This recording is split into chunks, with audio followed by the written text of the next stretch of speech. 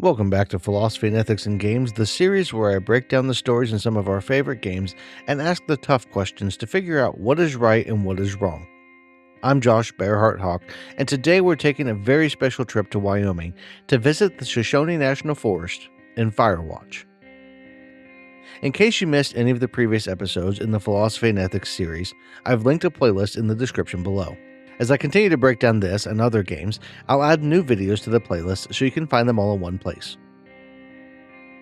Firewatch is a first-person, narrative-focused game developed by Campo Santo that dropped on February 9, 2016 to critical acclaim.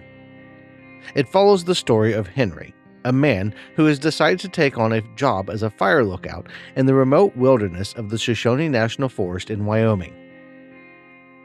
The game opens with a series of text prompts and choices to be made, set between moments of gameplay where we follow Henry as he makes his way to the spot that will wind up being his and our home for the summer.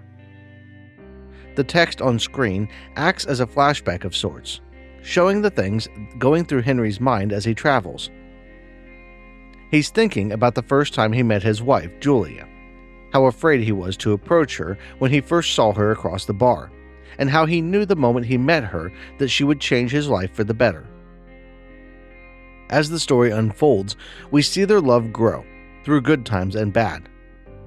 They adopt a dog and build a life, getting married and focusing on setting up a future where they can have a family and grow old together.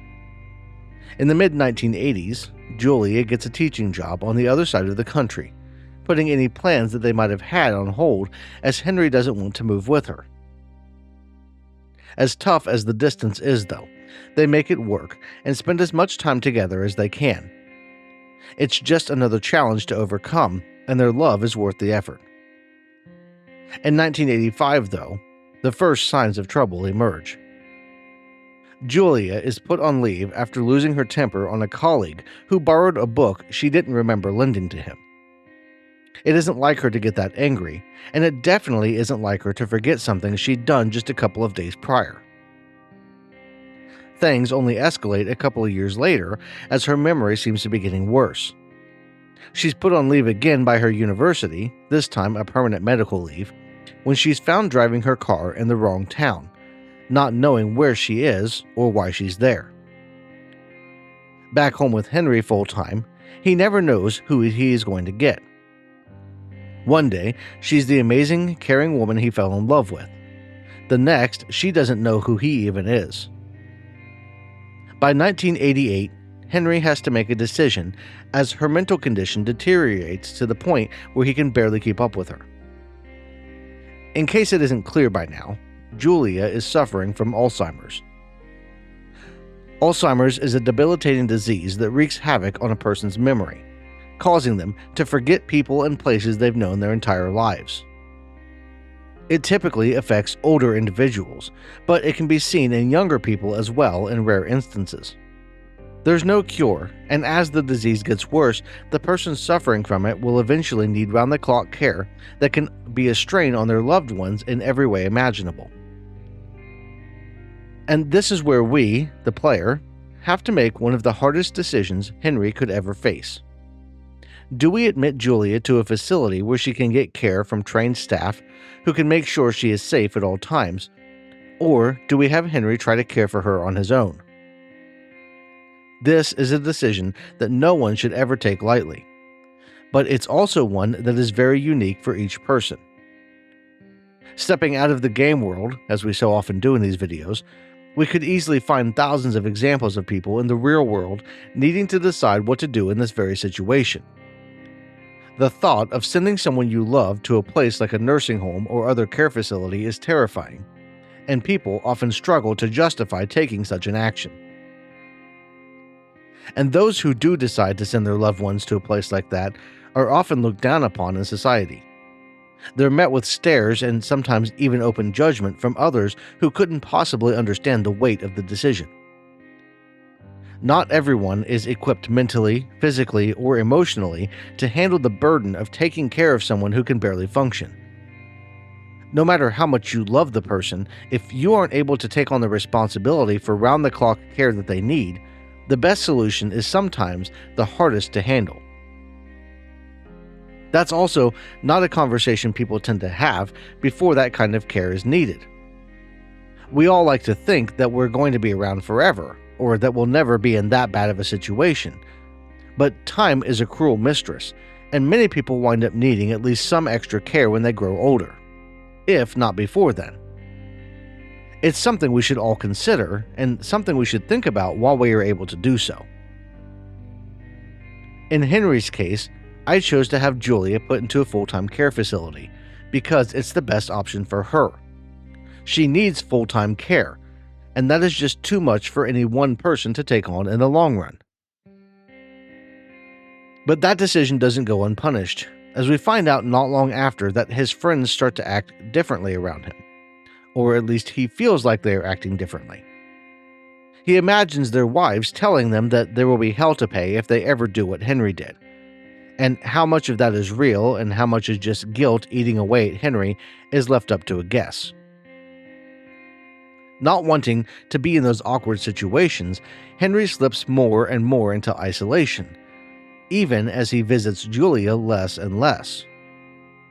She's eventually moved from the care facility in Boulder, Colorado, where they live, to a facility closer to her family in Australia, and Henry winds up getting a job as a fire lookout in the summer of 1989. After a 2-day hike through the forest, Henry finally reaches his lookout tower under the light of a full moon. He's ready for some rest, but before he can sleep, he's introduced to the only companion he'll have all summer, a voice on the radio named Delilah. She sounds nice enough, though the first conversation the pair has is a little awkward, as all Henry wants to do is sleep after a long couple of days of hiking to the tower, as Delilah bugs him about what brought him to the forest. After that brief conversation, though, we start day 1 of what will be a long summer. As part of the story, Henry's sister-in-law, Susan, gave him a typewriter, insisting he should use it to write out his thoughts as a form of therapy to help him deal with everything. And while he doesn't plan to use it at first, he winds up using it quite a bit. The first entry we see him typing, at the start of the first day, tells us it's May 1st, 1989, and talks a little about the hike in, how Henry barely slept, and how he doesn't really like Delilah based on their first interaction. After he finishes writing, Delilah radios to check in, and after a brief introduction to some of the equipment in the tower, we get our first mission, in the form of tracking down some teens who've decided that lighting off fireworks in a national forest during fire season is a good idea. After a brief search, we find the pair of women responsible for the hazard, drunk and apparently skinny dipping. It doesn't take much to scare them off, as they think Henry is just some creep who's decided to peep on them, and I'll just say here that if you decide to skinny dip in a public place, shooting off fireworks into the sky above you isn't the best way to avoid unwanted looks.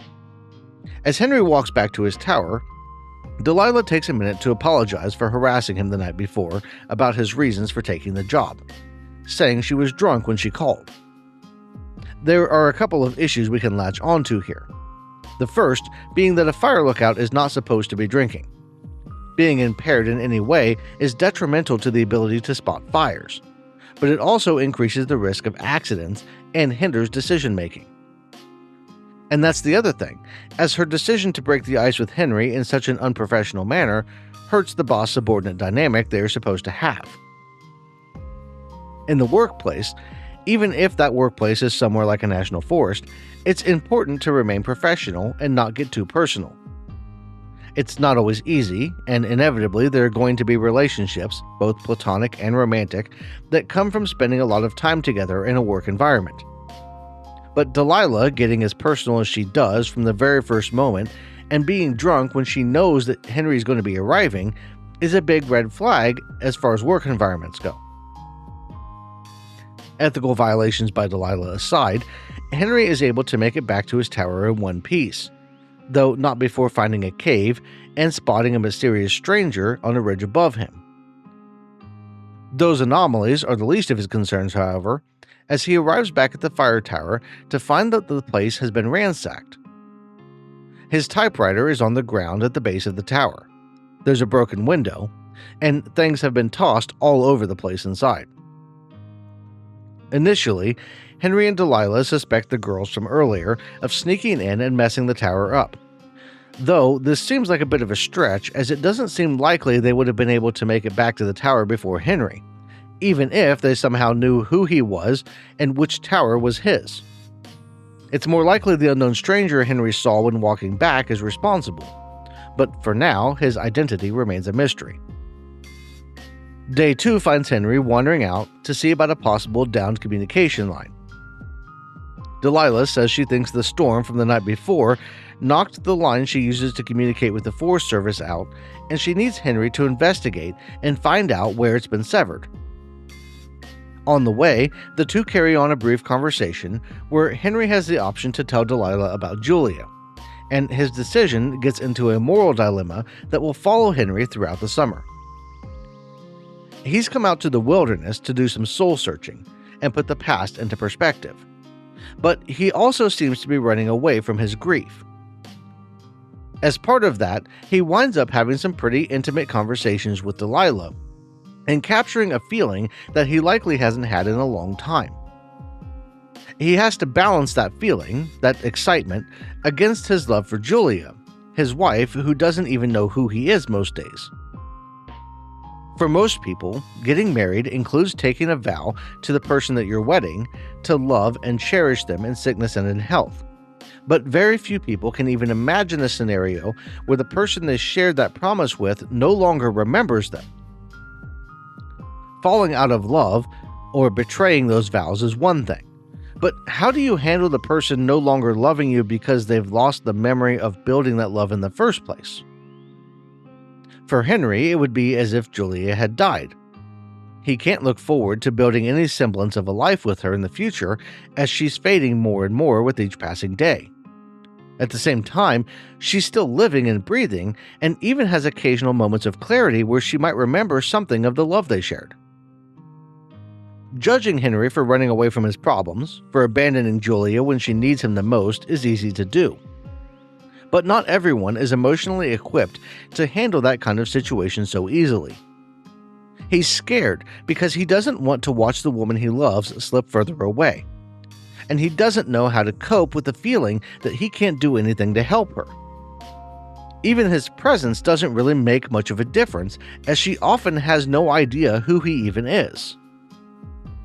Then, with all of that emotional and psychological weight, he meets Delilah, whose sense of humor and personality not only remind him of Julie when she was younger, but also who gives him hope for love after Julia is gone.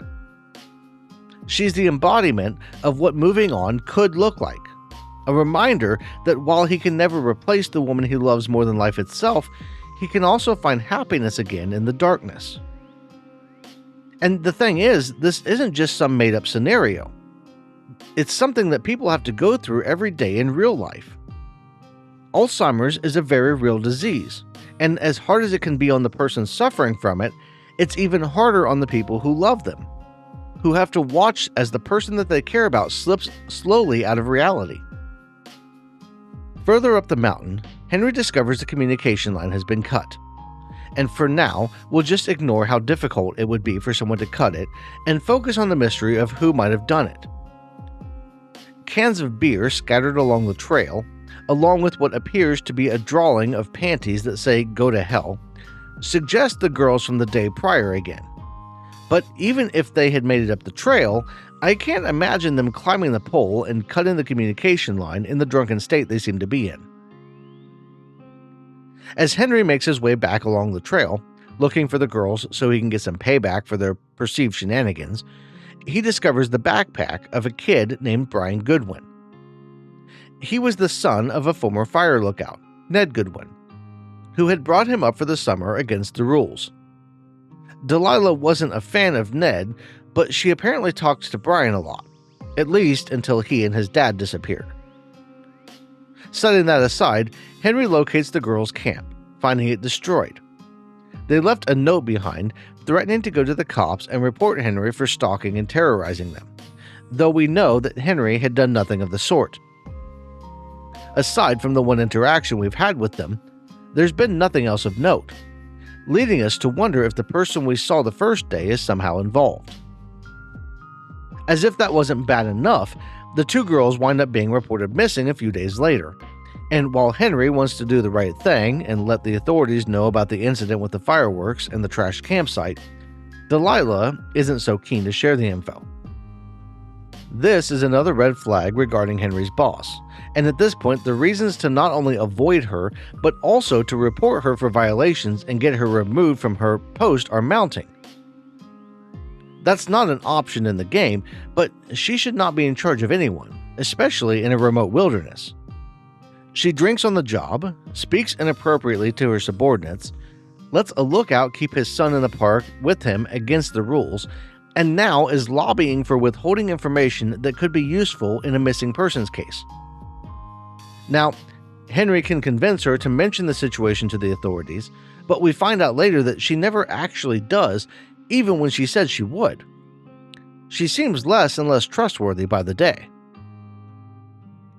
A forest fire starts around day 64, and things really start to heat up both physically and metaphorically.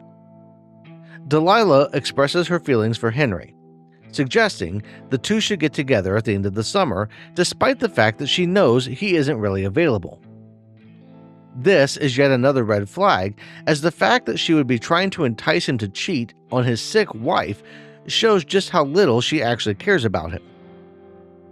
You could make the case that the two having some kind of feelings for each other would be normal, and even likely given how much time they've probably spent talking over the radio during the summer. No matter how expected it is, however, there are some lines that Henry definitely shouldn't cross. He may already be guilty of having an emotional affair with Delilah, which is unethical from the standpoint of her being his boss, as well as the fact that he's married. But even if you can brush that off as inevitable due to the circumstances, making the choice to meet up and get physical would be crossing a line that can't be so easily dismissed. Setting aside the vows that he made to Julia for just a minute, though, let's focus for 1 second on the boss-subordinate thing, because I think that gets lost in this whole mess. A lot of companies and organizations prohibit fraternization between employees at different levels, but it isn't always clear why this is. The reason boils down very simply to consent. In this situation, because Delilah is Henry's boss, consent isn't something Henry can provide because there is a power dynamic at play. She could report him for things that he says or does, fire him, or even tell him that she is going to report something to get him to do what she wants. Even though the threat isn't openly spoken, it would be in the back of Henry's mind as a possible issue should she get mad at him. A relationship with the coworker that ends badly could cause strife in the workplace, but a relationship with your boss that ends badly could ruin your career and have financial implications. No matter how much the two might enjoy each other's company, they cannot take things any further than friendly banter until the end of the summer in any case. And the start of the fire doesn't just heat up Delilah's feelings, it also heats up the mystery we've been getting hints of as Henry discovers a clipboard near the lake on day 76, detailing some of the conversations he and Delilah have been having over the radio.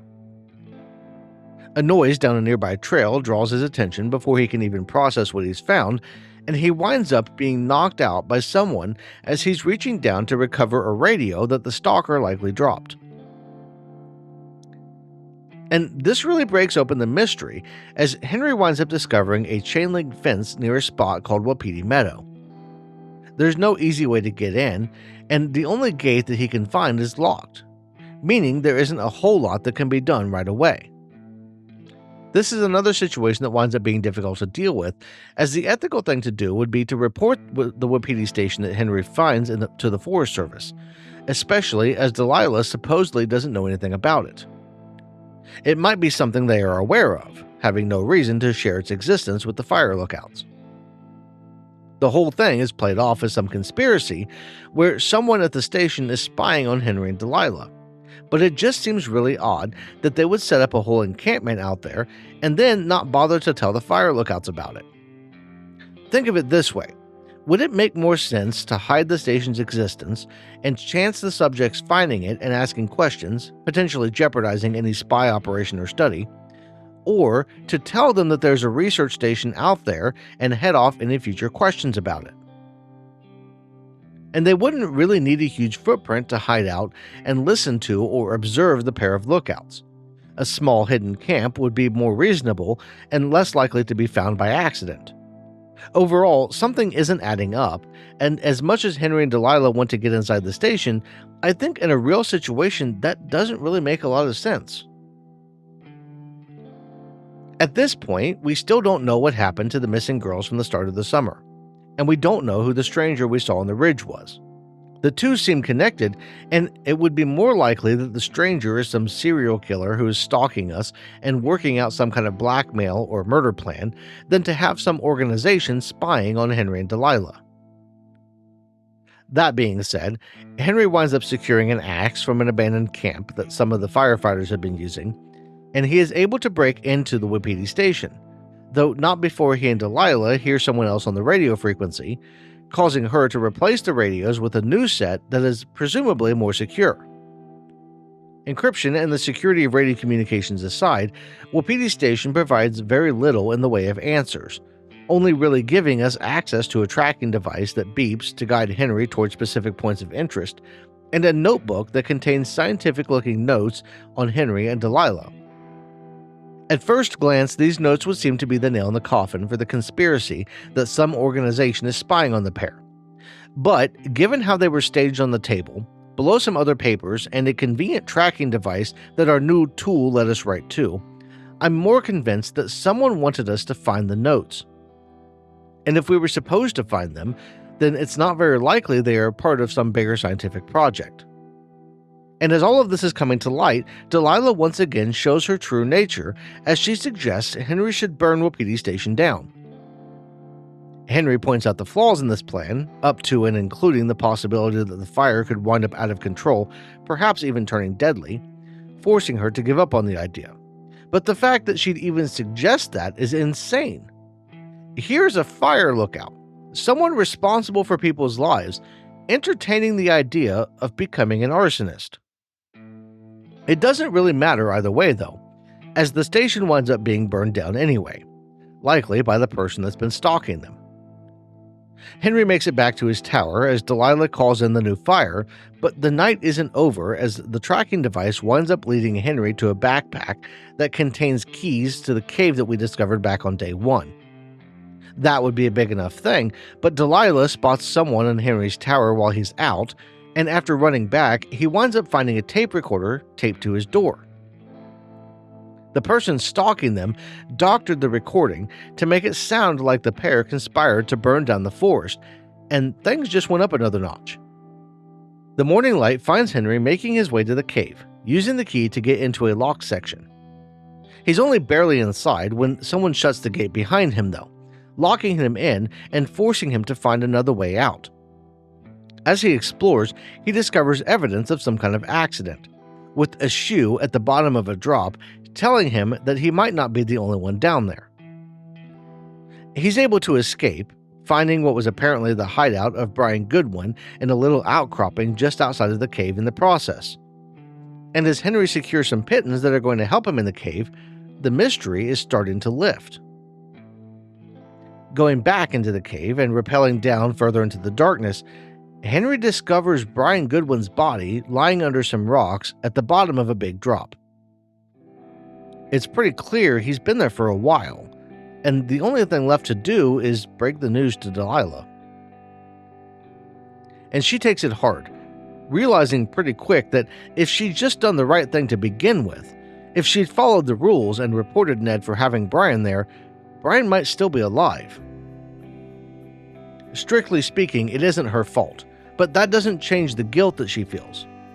Brian could have died in some other way, maybe even in an accident back home or on the way home, and Delilah would have then had to feel guilty for being the reason he was sent back. And that's a lesson for life that I think really hits hard for a lot of people. Sometimes our actions lead to bad outcomes, things we couldn't have foreseen. But we can't blame ourselves for not being able to predict the future, Guilt is one of those things that'll eat you up inside if you let it. But Delilah isn't the only one dealing with guilt here, as we find out the next day who's been stalking the lookouts. The fire has gotten bad enough that Henry and Delilah are being evacuated.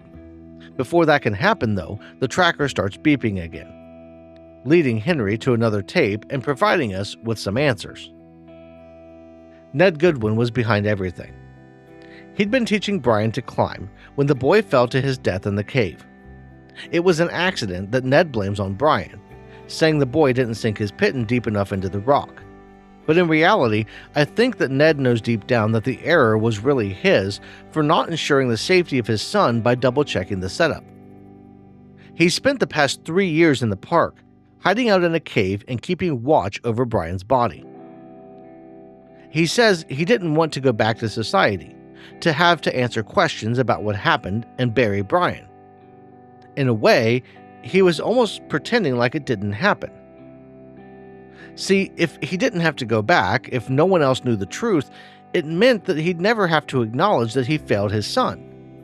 By staying in the forest, by making sure that no one discovered the body, Brian could go on living in a sense, and Ned wouldn't have to face the guilt that he'd locked down in the cave. In Ned's mind, he forced his son to come out to the forest as a way to make him grow up and be what he considered more manly, ultimately leading to his death. Brian was nerdy, loved tabletop games and science, but Ned wanted him to be more into sports and the outdoors. After uncovering Ned's hideout, Henry has to make his way back up to Delilah's tower to escape the area before the fire gets too bad. And this is the point in the game that seems like the only real pain point that most people had. See, despite what you say to her on the way to the evac, Henry arrives to find that Delilah has already left. This was a disappointing ending for a lot of people, mainly because the whole game seems to be building up to these two meeting in person, but in reality, it makes the most sense. Delilah is still in shock over finding out what happened to Brian, and she is dealing hard with the guilt of knowing that she could have prevented his death in the cave. But as long as Henry is just a voice on the radio and not a real flesh and blood person, she can tell herself that the whole thing might not be real. She can live in that denial and bury that guilt in the same way Ned did for all of those years. What she's going through is similar in a way to what Henry was feeling at the beginning of the summer. Henry came to the Shoshone National Forest with the weight of Julia's Alzheimer's weighing on him.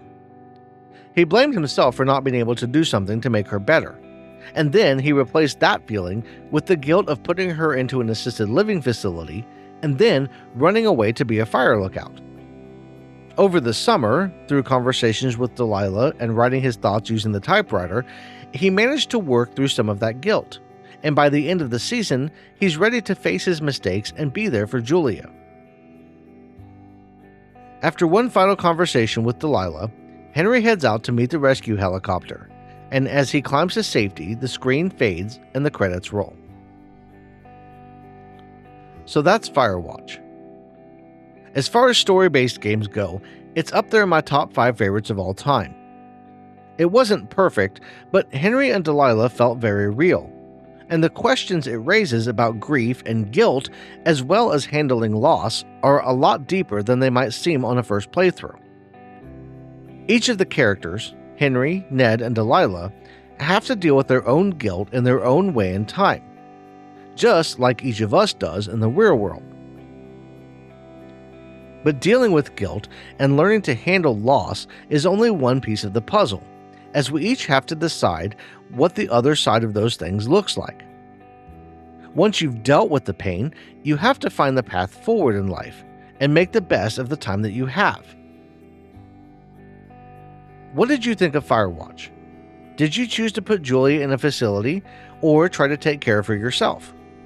Did you lean into the romantic connection with Delilah or not?